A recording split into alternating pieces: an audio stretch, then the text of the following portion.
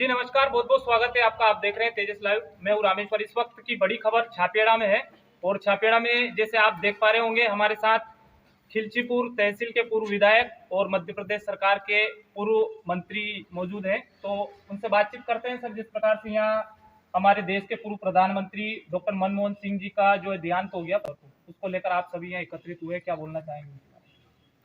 पूर्व प्रधानमंत्री स्वर्गीय आदरणीय डॉक्टर मनमोहन सिंह जी के श्रद्धांजलि सभा आज यहाँ पर आयोजित की गई छापेड़ा में, कांकेर रोड बालाजी मंदिर परिसर में। और सभी छापेड़ा के नागरिक बंधुओं ने, बड़े बुजुर्गों ने, युवा साथियों ने स्वर्गीय प्रधानमंत्री जी को अपने श्रद्धा सुमन अर्पित किए और उनकी उपलब्धियों को याद किया। और ये भावना के साथ सभी लोग यहाँ पे इस श्रद्धांजलि सभा से चले कि उनका मार्गदर्शन, उनके विचार, मनमोहन सिंह जी चाहे हमारे बीच अब नहीं है, और उनका मार्गदर्शन और उनके विचार हमारे बीच में हैं। और उनके विचारों का अनुसरण करके जो उनकी कल्पना थी एक आर्थिक रूप से मजबूत भारत के निर्माण की, उसी के लिए सभी लोग प्रयास करेंगे।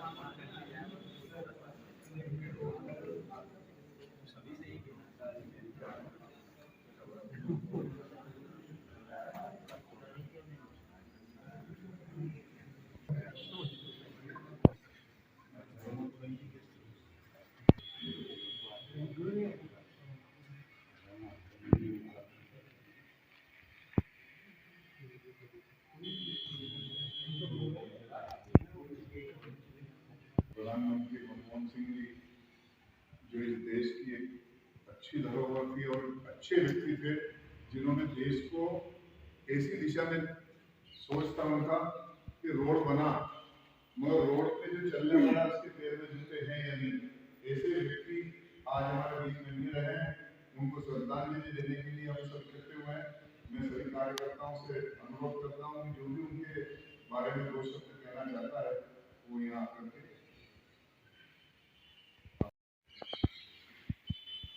स्वर्गीय डॉक्टर मनमोहन सिंह साहब के चरणों में मैं अपने श्रद्धा सुमन अर्पित करता हूँ। डॉक्टर मनमोहन सिंह जी एक सहज व्यक्तित्व के धनी थे।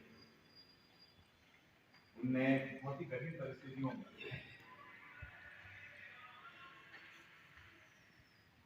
शिक्षा दीक्षा हासिल की। मेरे पूर्व वक्ता ने कहा था कि वो ऑक्सफोर्ड में पढ़े थे। वो ऑक्सफोर्ड में पढ़े थे और वो किसी संभ्रांत परिवार से नहीं। ऐसा नहीं था कि उनके माता पिता उनको खूब सारे शिक्षा दिला सकते थे और उन पर विश्व में कई महामारियां आई, कई विघटन हुए, पर सबसे ज्यादा दर्दनाक था भारत का विभाजन और उसका सीधा सीधा असर भारत के विभाजन का मनमोहन सिंह जी पर पड़ा, क्योंकि उनका जो पैतृक गांव था वो भारत की जगह पाकिस्तान के पंजाब में चला गया। पंजाब आधे से ज्यादा पाकिस्तान में चला गया और बाकी का हिस्सा भारत में। इसका असर कई पंजाब के परिवारों पर पड़ा, कई सिंध के परिवारों पर पड़ा, जिन्हें अपने गृह क्षेत्र को, अपने गांव को, अपने मुकाम को छोड़कर और वापस से नया जीवन, जितना भी सामान बटोर सकते थे, कई लोग तो सिर्फ 2 जोड़ी कपड़े ही समेट पाए, बने बनाए पैतृक घरों को, पैतृक संपत्तियों को छोड़कर उन्हें भारत आना। ऐसी परिस्थिति में उनका परिवार भी भारत आया और यहाँ उन्होंने शिक्षा दीक्षा ग्रहण करी। यहाँ एक अच्छे विद्यार्थी के रूप में वो आगे बढ़े और फिर जैसे कि मेरे पूर्व वक्ता ने बताया है, विदेश में भी उन्होंने शिक्षा अर्जित करी। पर स्वर्गीय प्रधानमंत्री मनमोहन सिंह जी की सबसे खासियत की बात यह थी कि वो एक शिक्षाविद थे, वो एक शासकीय अफसर थे, वो एक अर्थशास्त्री थे, वो एक राजनीतिज्ञ थे और सबसे बड़ी बात वो एक निर्मल व्यक्तित्व के और मृदुभाषी व्यक्ति थे, जिसने राजनीति में रहने के बाद भी कभी किसी के लिए कठोर शब्दों का परिणाम इस्तेमाल नहीं किया।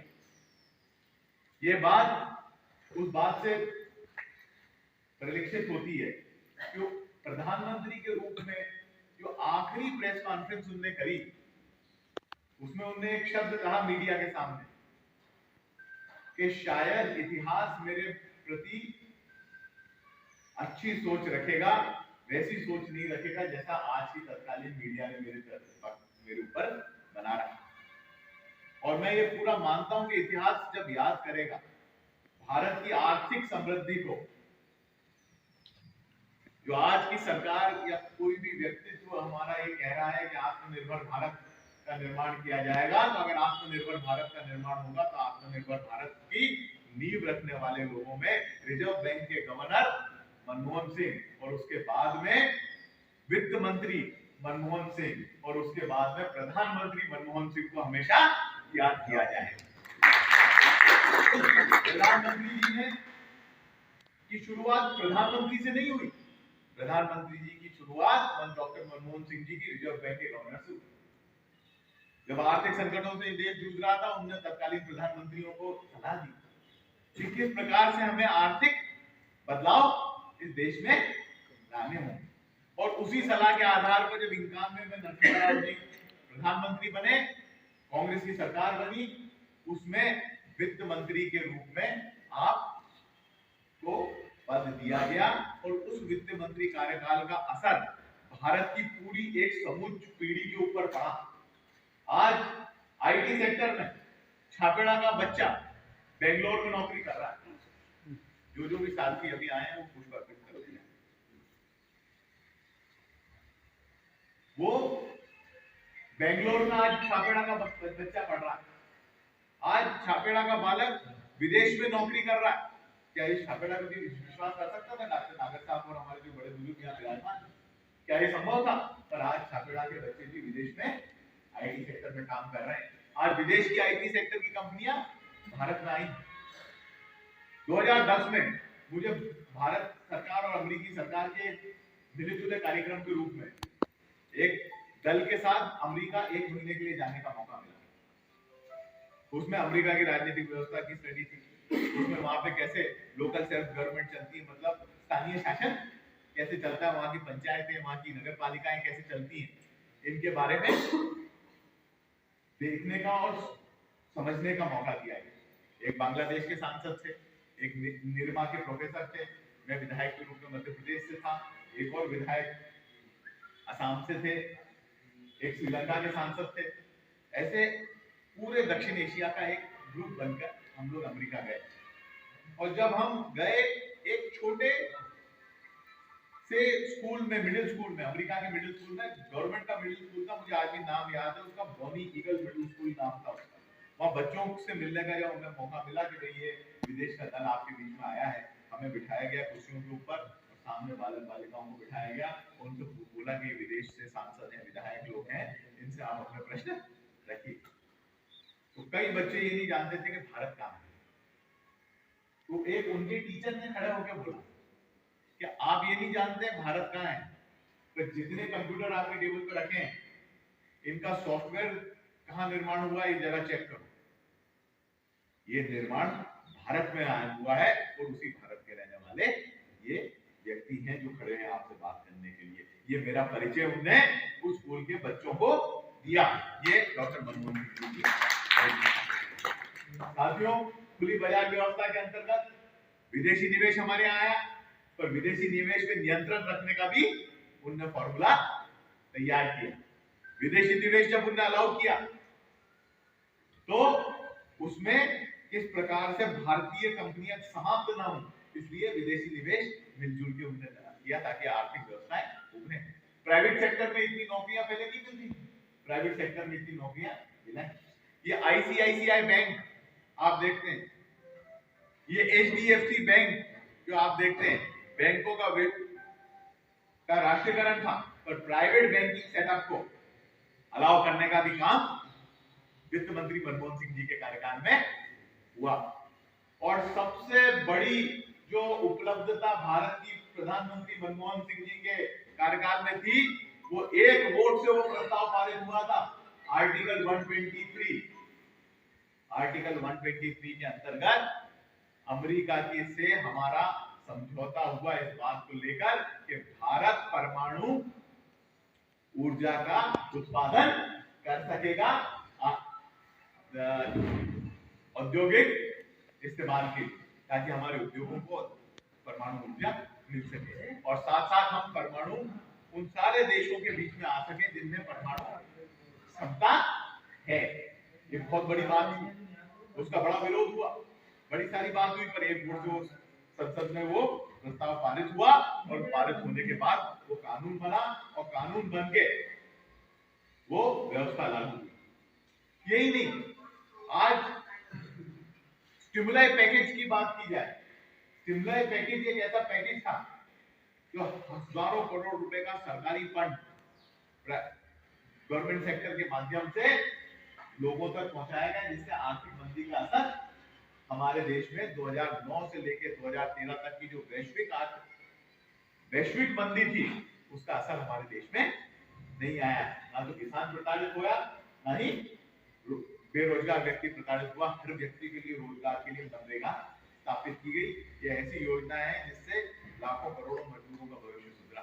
और यही नहीं है, एक आखिरी पंक्ति में खड़े मजदूर व्यक्ति के लिए ये वरदान साबित हुई कि मनरेगा का अगर तो सीधा फायदा भी मिला ही नहीं ज्यादातर लोगों को, पर जिसको नहीं मिला किसान वर्ग को भी मिला, पर उसमें मनरेगा के माध्यम से मजदूरी की नियत दर 200-300 गुना बढ़ी, जिससे एक आम मजदूर को इस महंगाई के समय में भी जीवन यापन करने के लिए साधन मिला, वो भी प्रधानमंत्री मनमोहन सिंह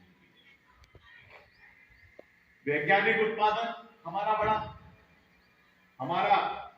इकोनॉमिक व्यवस्था में ग्रोथ आई और ग्रोथ आखिरी व्यक्ति तक पहुंचे। अभी जो बात दो हमारे साथियों ने कही कि सड़क बन जाए पर सड़क पे चलने वाले के जेब पैर में चप्पल भी होनी चाहिए, मतलब उसका जो पर्याय ये है कि सड़क तो बना दी आपने पर सड़क पे चलाने वाले के पास मोटर कार हो, बहुत छोटी सी बात है, पर मोटर कार कैसे चल सके। आज हम उसके ठीक विपरीत योजनाएं दूसरी तरीके से संचालित होते देख रहे हैं।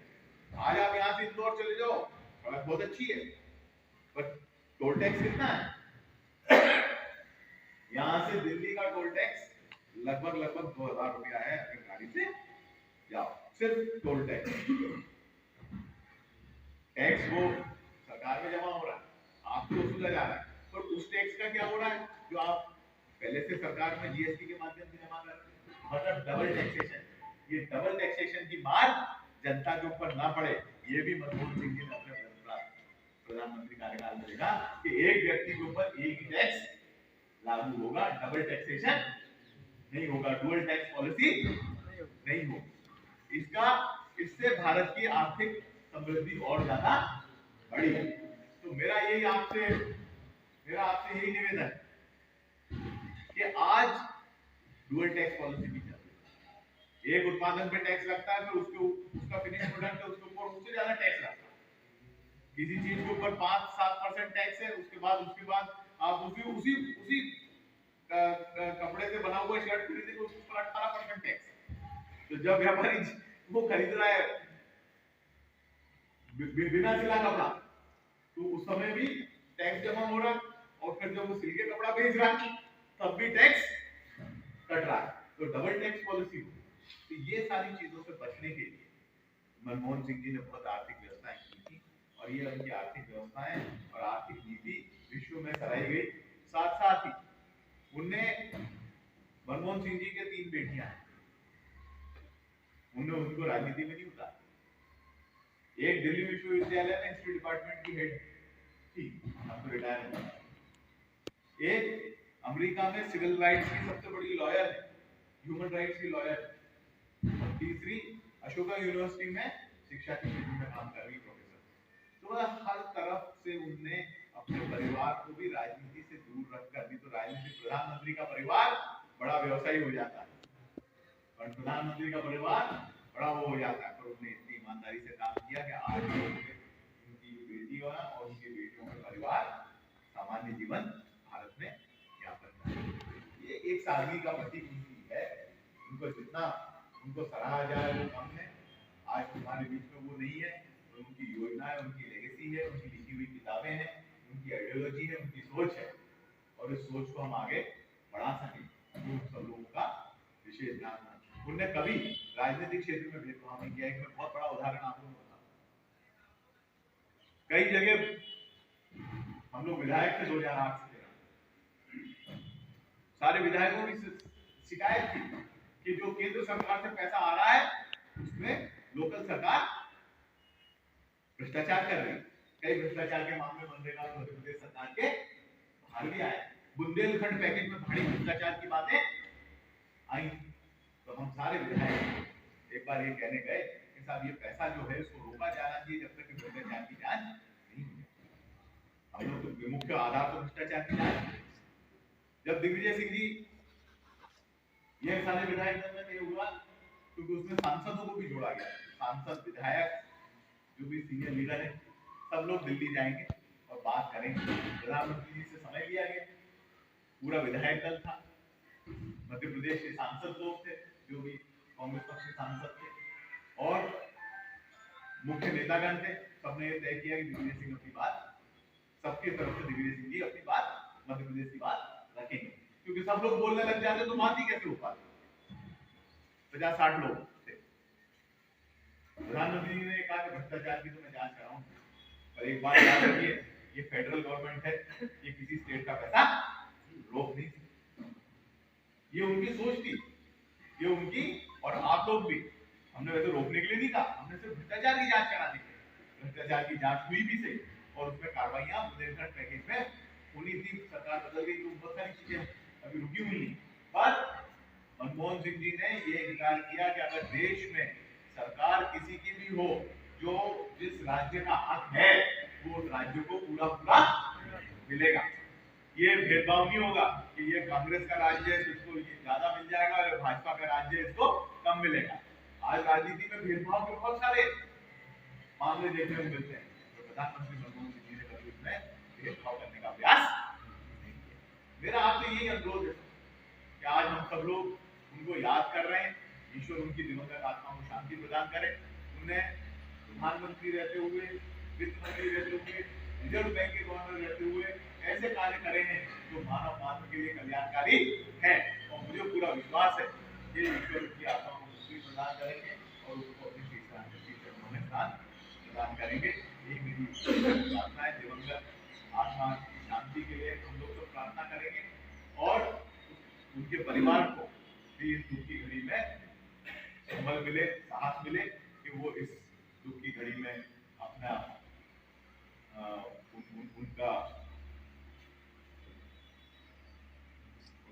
उनके परिवार को ईश्वर साहस दे, संबल दे। यही मेरी प्रार्थना है। आप सब लोगों के बीच में भी यही प्रार्थना करता हूँ कि डॉक्टर मनमोहन सिंह जैसे दूसरे तो होना मुश्किल है, पर जो उनकी का मार्गदर्शन हमारे लिए वो छोड़ गए हैं, उससे हम सब अनुसरण करने का प्रयास करें। इसके लिए और मैं तो कहता हूँ कि दुनिया के लिए बहुत बड़ी हानि है कि इतने अर्थशास्त्र के इतने जानकार और प्रखंड व्यक्ति आज हमारे बीच नहीं रहे। ये देश के लिए और दुनिया के लिए एक अपूरणीय क्षति है। आदरणीय डॉक्टर साहब मनमोहन सिंह जी का जन्म अविभाजित भारत के पंजाब सिंध प्रांत के गहा गांव में हुआ था। वहां पर आज भी उनके नाम से doctor Manmohan Singh government boys school है, जो उनके सम्मान में उस विद्यालय का नाम रखा गया है। डॉक्टर साहब ने पंजाब विश्वविद्यालय से मैट्रिक की शिक्षा पूरी की। उसके बाद ब्रिटेन के कैम्ब्रिज विश्वविद्यालय से इन्होंने कॉमर्स ऑनर्स की पढ़ाई पूरी की और ऑक्सफोर्ड यूनिवर्सिटी से डॉक्टर साहब की एमफिल की पढ़ाई पूरी हुई। विश्व के एकमात्र प्रधानमंत्री हैं जो गवर्नर भी रहे और प्रधानमंत्री भी रहे। विश्व के एकमात्र प्रधानमंत्री है कि जिनकी लिखी हुई किताबें ऑक्सफोर्ड यूनिवर्सिटी में 5 किताबें उनकी लिखी हुई उनके नाम से पढ़ाई जाती है। ये भारत के लिए गर्व का विषय है कि कैम्ब्रिज विश्वविद्यालय में उनके नाम से डॉक्टर मनमोहन सिंह स्कॉलरशिप योजना, उनके नाम से वो योजना संचालित है, उनके नाम से स्कॉलरशिप दी जाती है। ये भारत के लिए गर्व का विषय है। डॉक्टर साहब बोलते नहीं थे लेकिन काम करते थे। जब भारत के वित्त मंत्री रहे तब कल मैं पढ़ रहा था कि पीपीपी में भारत काफी नीचे था। वित्त मंत्री के बाद प्रधानमंत्री कार्यालय प्रधानमंत्री के रूप में हमारे देश में रहे। उस समय देश पूरी दुनिया जब आर्थिक मंदी से जूझ रही थी तब भारत पे उस आर्थिक मंदी का कोई असर नहीं हुआ। यह डॉक्टर साहब की नीति थी। डॉक्टर साहब कहते थे कि सड़कें अच्छी बने पर सड़क पे जो व्यक्ति चल रहा है उसके पैर में चप्पल भी हो, यानी कि विकास हो। लेकिन ऐसा नहीं कि केवल बड़ी इमारतें सड़कें ये बनाती है। मानव संसाधन देश की जनता का विकास भी होना चाहिए। मध्यम वर्गीय परिवार जो है उनका भी हमें ध्यान रखना चाहिए कि हम कौन सा टैक्स क्या कर रहे हैं। तो इस प्रकार शिक्षा का अधिकार उन्होंने दिया, भोजन का अधिकार, सूचना का अधिकार, मनरेगा जैसी कई योजनाएं हमारे देश में डॉक्टर मनमोहन सिंह जी की देन है। अमेरिका के राष्ट्रपति बराक ओबामा उनके बारे में कहते थे कि जब डॉक्टर मनमोहन सिंह जी बोलते हैं तब दुनिया सुनती है। अपने प्रधानमंत्री के कार्यकाल में वो कभी पाकिस्तान नहीं गए। अपने प्रधानमंत्री के रूप में कार्य करते हुए उनको इतनी गरिमा का ध्यान था कि कोई छोटा मोटा देश के प्रधानमंत्री क्या बोल रहे हैं कभी उन्होंने जवाब नहीं दिया। वो अपने काम पे ध्यान रखते थे और संयुक्त राष्ट्र संघ में और पूरी दुनिया में उन्होंने भारत का नाम रोशन किया। जय हिंद जय भारत। और उन्होंने अपने भारत की मुद्रा भंडार की चंद्रशेखर जी के शासन के टाइम बहुत कमी हो गई थी, तो उन्होंने अपनी रणनीति से कुशल उससे उनने भारत का मुद्रा भंडार पूरा भरपूर रखा और जो अपनी यहाँ आर्थिक तंगी थी उसको पूर्ण करा और ईमानदारी से और निष्पक्षता से उन्होंने काम किया। वो कम बोले और काम ज्यादा किया।